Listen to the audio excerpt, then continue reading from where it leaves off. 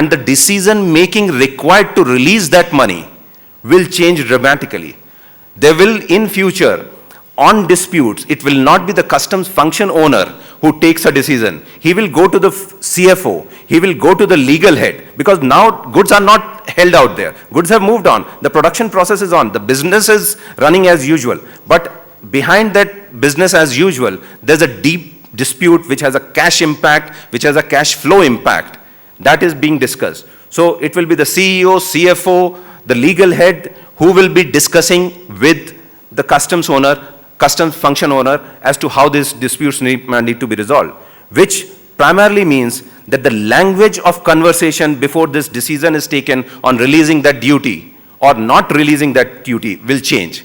Fundamentally, when you speak to a lawyer, and you'll see that how differently they view the legal framework within which we operate. This morning I was trying to brief Honorable Justice Nanavati is here, and we were trying to give him a briefing as to what these challenges are.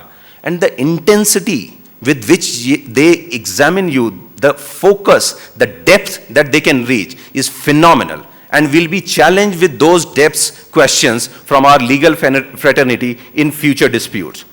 Which takes us to the point that we'll have to reskill ourselves to understand how do we interpret tax laws, so that we can talk to the legal team, we can talk their language, we can speak their language. And if these are the magnitude of the changes that are required, if our language has to change, if the expressions have to change, if the skill set has to change, then these are not event-based changes that we are looking forward to. These are process-based evolutionary changes that we are being forced to look forward to. With the skill set of adaptability, with the skill set of courage to relearn, with the skill set of hope and confidence that yes, we'll surpass this, we'll grow beyond this, this hurdle. I guess we'll be able to do it, but the changes are formidable. They require significant thought process to be put in. In the process of resetting the sail, there will be a lot of things which will be required to be done. And not necessarily that I'll go through all this presentation. I'll be leaving this presentation with the organizers. If required on a later date, we can carry on with this conversation.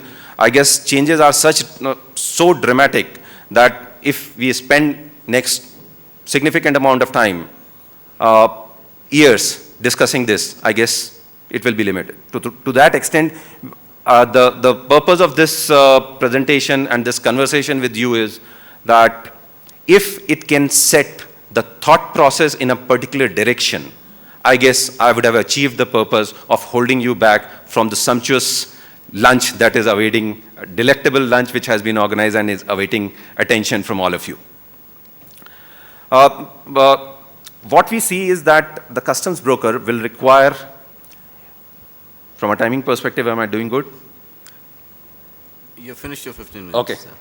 Next 2 minutes. I have, the previous speakers also have emphasized this. I guess the days of general understandings are over.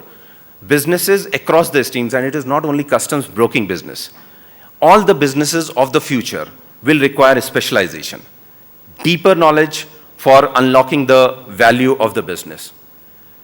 These new specializations seem so evident when we try and just travel across the globe, go to some of those evolved, mature jurisdictions, and you'll see a lot of anti-dumping lawyers. If you visit US, in the city of New York, in the city of Washington, there will be umpteen number of trade lawyers. On any international trade compliance related seminar, you will find 50% of the population of trade lawyers. That is the future for India. Lot of lawyers, professionals will get into it. Lot of trade lawyers who focus on anti-dumping duties, safeguard duties, advanced rulings. It will be through the legal understanding of interpretation of law that we'll be talking to the business of the future. So interpretation of law is distinctly the focus. Interdisciplinary approach to customs compliance will be required. lot of free trade agreements are coming into play. If the EU-India free trade agreements comes into place, and there's a lot of momentum around both the trading partners to make it happen as soon as possible. More than 40 countries with which India does trade would fall in one or the other of the free trade countries. 27 countries of EU, 10 countries of the ASEAN, Japan, Korea, added up 40 countries. Out of 180 countries in the world, 40 countries with which India has significant business will fall under the free trade agreement, which means rules of origin are important, country of origin certificates are important, the commercials related to the inputs, the bill of material which gets into manufacturing of the goods becomes important. A whole new skill set of origin management will evolve in the days to come. Whether we are prepared for it, we need to think. Duty credit management. If customs is currently, and some of the statistics is that if customs is collecting 164 lakh crores of revenue, out of that revenue, 2/3 of the revenue is creditable duties, which means around 100 lakh crores of duty that is paid on the border is creditable duties, which means if we have the documentation, if we have the understanding in place, if we are able to manage that credit well, that can pass through. It is an indirect tax, it can pass through. It will not become a cost to the business. In the GST regime, it will become more important with 8% of GST and 5% of customs duty. The credit pool of the duties paid at the border will increase dramatically, which means that managing that credit, if we don't manage that credit well, that means it will become a cost. Credit management of customs duty will evolve as a treasury function in any government, any business. What a typical treasury function used to do with business is that what is the cash need of the business and what are the cash alternatives or sources that are available with business, and they try and marry. Managing 100 lakh crore of revenue is a duty credit management specialization which is emerging in the days to come. How are we prepared? Can we align ourselves? Can we adopt to it? I'm leaving that thought to you. Depending on your skill set, depending on your legacy, depending on your background, a lot of these things can be done. But we need to be mindful. We should reset our sail and start working towards it. There's a lot of things to be discussed, but I guess I've been able to pollinate, hopefully I'm able to pollinate some of these thoughts which will grow into larger discussions and deliberations on this point. I'm available for discussions, sharing of thoughts post this session or lunch. We'll be happy to carry on with the discussions. The presentation will be with the organizers. I personally thank the organizers for giving this opportunity of interaction. I really appreciate the full audience who has endured these lectures while they are waiting for their lunch. Fantastic. Thank you so much. It's a pleasure to be with all of you.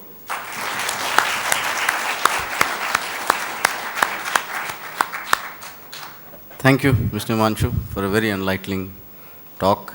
He has given us a picture of the future. It's a slightly daunting future because one thing is very clear, the future which he has shown us, we will have to be extremely professional.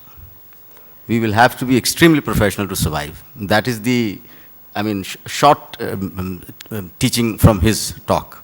We've been very happy. We've had the industry view. Mr. Shekhar has given us information about the AU scheme.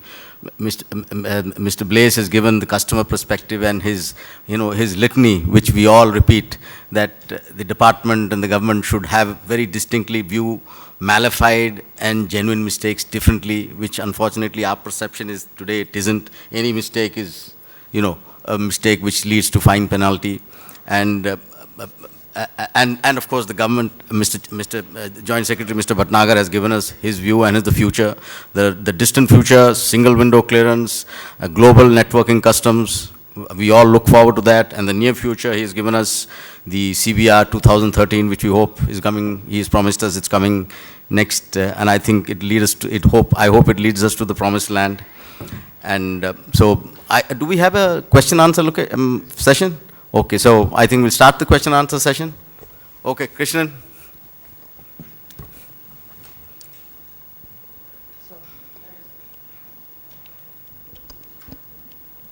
So I have suggestions for Mr. Bhatnagar Saab.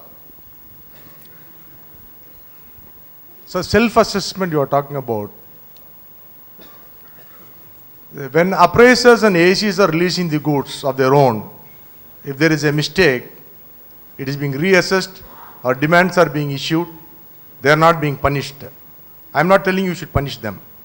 Same treatment should have been given to the brokers also while filing the bill of entry, and a good spirit. Why I say this? Because if I file 100 bills of entry in a month, 99 of them is filed perfectly, one error by a clerk from our firm. If that is going to be fate of my company, why should it take an out for self-assessment? If you are having a belief on a broker and you say that you can go ahead with the self-assessment, you should treat us like your officers. That is one suggestion. The second suggestion is, if you feel that is not possible, you clear all the consignment under PD assessment. You clear all the consignment under PD assessment, and within a stipulated time, your officers who doesn't have any work should finalize it and see that their revenue leakage collected. That's what we wanted, so that this system will work properly. Yeah, I think you let him react, and then. No, very brief reaction. Yeah. I'm surprised to hear that we don't treat customs brokers as customs officers. In fact, I thought we are one and the same. And we have always treated customs brokers as customs officers. In fact, quite a few customs officers after retirement do become customs brokers also.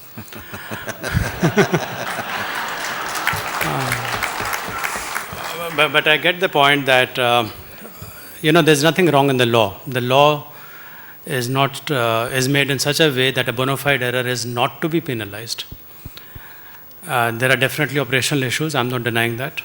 In fact, right now we're in dialogue with your federation, because there have been excessive suspensions. So we have to take a call on that. The bottom line is that the customs officers and the customs law will definitely safeguard the interest of the genuine trader, genuine customs broker. Bona fide errors are bona fide. That's why we use that term, and they're not to be penalized under the law. Individual cases can be looked at, but I hope to give you the confidence of the administration that we are with all genuine brokers, and your interests will be safeguarded. In fact, in the new regulations which come, we are trying to rectify one thing, because unfortunately the old regulations, even if there was a serious offense, it led directly to suspension. And suspension, we fully, understand its implication in terms of not only loss of livelihood for people, but a CHA or a customs broker who's suspended finds it very difficult to, re-earn the goodwill of the clients. So we are providing for a middle ground, which is levy of a penalty. The penalty would be a cautionary penalty, so that such customs brokers who have made mistakes, and not bona fide mistakes, I repeat, should not be penalized, but who have somehow made mistakes, will be cautioned by way of a penalty, and suspension would be something which is extremely extreme. And it is our endeavor that the customs department never has to suspend a customs broker. Thanks. Nilesh. Okay.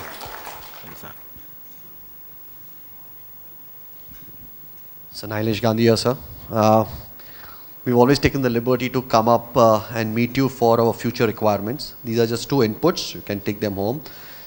Sir, we request the AEO is under implementation. I hope it is getting plugged with the system, so that the system itself recognizes who are the people involved in that transaction. And we would like to request you to take one step more is involve or include even the transport or the warehouse or the CFS operators, whoever are there, because it's extremely important for a broker to, when he presents his documents, and the elements which are not in his control are also covered under the transaction. So request if you can look at it from a system point of view. The second suggestion is just an input, sir, is if you can have a centralized assessment system that can definitely reduce the transaction cost and improve the resources that are available at your end. For example, in Mumbai, we have 4 custom houses, stations, and if the assessment, which is basically a system-based assessment, can be done in one location, physical operations examination can be done at the actual site. So these are just 2 inputs. I'm just leaving it there. Thank you, sir. Thank you, but don't leave it here. You take back one. Because your first suggestion on AEOs, in fact, we have 3 AEOs as of now, and one of them is a logistics provider. It's the Ennore port. So that point is made. The scheme already provides for it. I would only, use this platform to urge all of you to participate in the program, and not only participate yourself, but encourage your clients to participate in the program. Because at the end of the day, what we're looking for is that the entire global supply chain should be secure, and which will happen obviously if all elements are there. On the second part about a centralized system, in fact, IT gives us, the luxury of I sitting here assessing a document in Bombay. So I've noted your point, because we do realize that while we have the IT potential, we have so far not decentralized. And if there's a staff shortage in a particular custom house, it is impacting assessment. But your point is well made. I've made a note of that. Thanks. Vipin Vora from Continental Carriers. Sir, on the same question of AEO, there were things that, like transporters and origin exporters who are not yet, thinking on these lines. Similarly, freight brokers and, freight forwarders do play a major role, but that's only for 10% of the total chain. If you see even at the airport or seaports, the seaports, unless they start thinking on these lines of, getting it approved, the whole exercise doesn't take place. Because it's total chain, end-to-end product which needs to be, approved by the AEO process. That's what I wanted to say. As I said, we have covered the entire chain already. It is for the trade and industry to step forward and take that accreditation. So as far as the policy is concerned, each and every element of the chain is covered. And as I mentioned again, through this platform, I want to encourage all of you to spread the good word. Because an AEO will give you facilities in India, but parallel action has already been initiated by us to enter into MRAs with a few important customs administrations. In fact, only 10 days back, I was in the US, and we had a very good discussion on an MRA with the US customs. We are also doing the same thing with Korea, Japan. There are quite a few countries in line. So I'm sure if once all of you participate, then this will be a grand success leading to facilitation, and the credibility of our businesses and all will go up. Transaction costs will come down. Hello.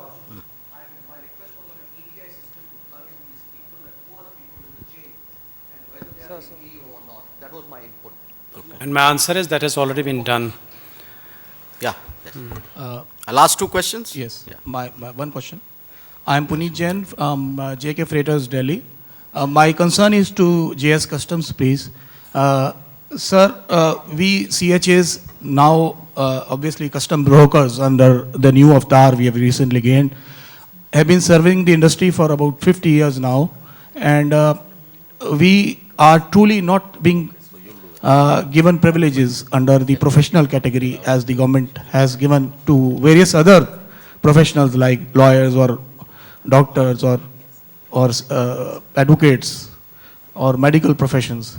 My demand to the government on behalf of the fraternity is that we must also be granted same category, same status of professionals to able to import certain infrastructures for our development, which is required at various stages based on our performance, of course. Because we also as compared to these professionals, we also appear in examinations, we appear for interview. We are truly professionals in that sense. This is my request on behalf of my fraternity, sir. No, I am getting a sneaking suspicion that lunch is not ready. Yeah, I mean, so, But I absolutely second what you're saying. You're professionals. If the federation can sort of list out in specific terms, government will have a look at that. Sir, I'm Ruben from. I mean, now you have to make it short, huh? Yeah, I mean, very short. I've been told, I'm Ruben. I've been warned, so very short one. please, I'm Ruben from Pearl Shipping.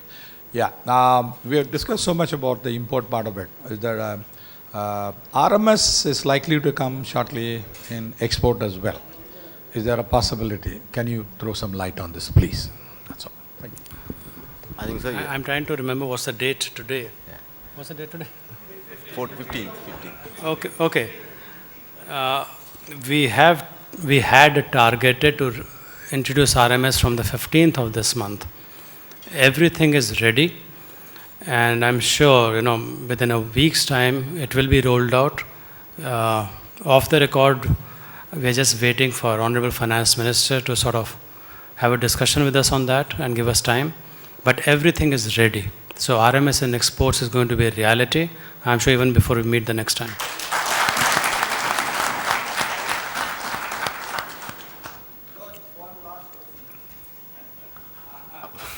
Go ahead. Okay. Yeah, short. No, whatever. No, 3 questions. One. And short. On the AEO, one of the prime parameter what you have is that there should not be any show cause notices or anything. Thanks to service tax, I think the 70% of the fraternity can never get the AEO because of the show cause notice from service tax. How do you address this, sir? No, we have made it clear that show cause notices, if they're issued for procedural violations, will not be taken into account. Because we know service tax being a new levy, there is a history of more disputes there. But the AEO, please remember, at the end of the day, it's ensuring supply chain security. Therefore, we are very particular that people who qualify for AEO must meet all the yardsticks, whether it's a legal compliance or a financial compliance, etc. But at the same time, we have balanced it out by providing that a show cause notice issued simply on a procedural infraction will not serve as a black mark against the person, and the person will still be eligible for AEO. It's only the serious offense cases, duty evasion, fraud, etc., which will sort of disqualify you from AEO. That's it. Over. Thank you very much. And I think. Ladies and gentlemen, let's have another huge round of applause once again for a wonderful discussion with our lovely speakers here. And on that note, I now request our session chairman, Mr. George Joseph, to present the mementos to fellow speakers as a token of gratitude. Firstly, may I request Mr. George Joseph to present the memento to Mr. Rahul Shekhar.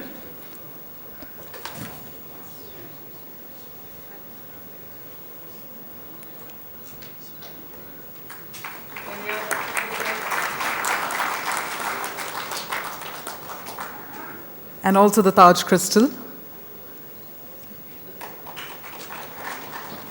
May I now request Mr. George Joseph to present the memento and the Taj crystal to Mr. Sandeep Bhatnagar.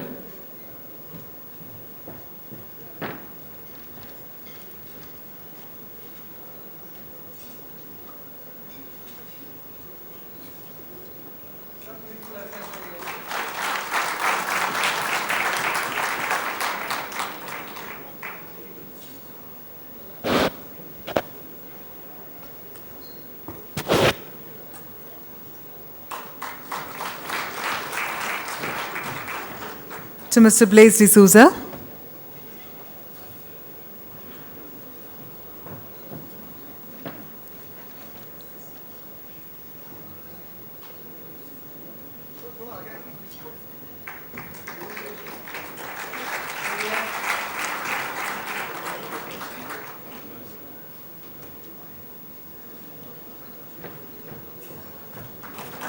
And to Mr. Himanshu Tiwari.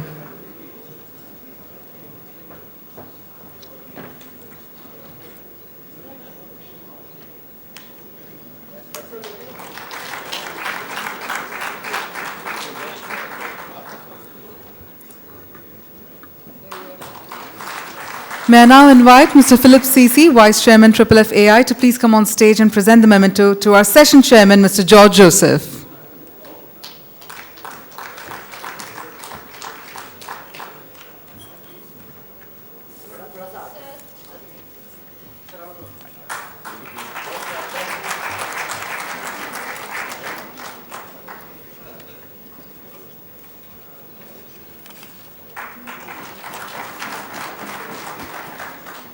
Thank you, and we're going to take just 2 more minutes to thank our sponsors. Firstly, we'd like to thank our sponsor for the first business session, Hans Informatic Private Limited. May I invite Mr. P.S. Krishnan, Advisor FFFAI, to please come on stage and present the memento to a representative from Hans Informatic Private Limited.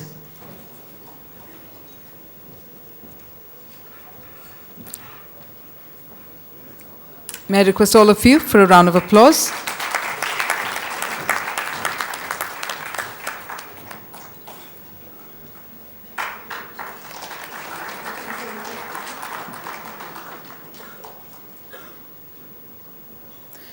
And also, ladies and gentlemen, the second business session was sponsored by Team Global Logistics Private Limited. I'd like to request Mr. A.R. Ramaraj, Vice Chairman FFFAI, to please come on stage and present the memento to a representative from Team Global Logistics Private Limited.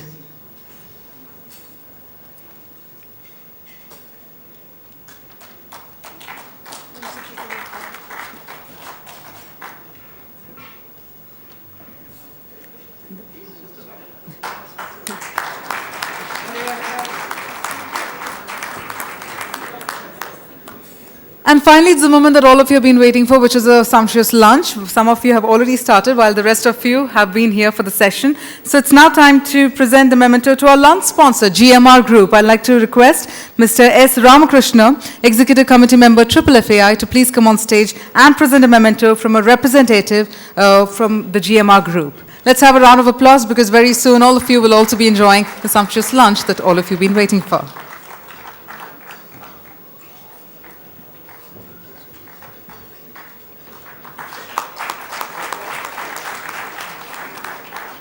Thank you very much. On that note, I'd like to thank our speakers once again. And ladies and gentlemen, it's now time for all of you to please proceed for lunch. We invite you to join us for a lunch session that is scheduled till, the lunch break is till 3:30 only. So please do ensure that all of you are back here in the hall by 3:30 p.m. Thank you very much.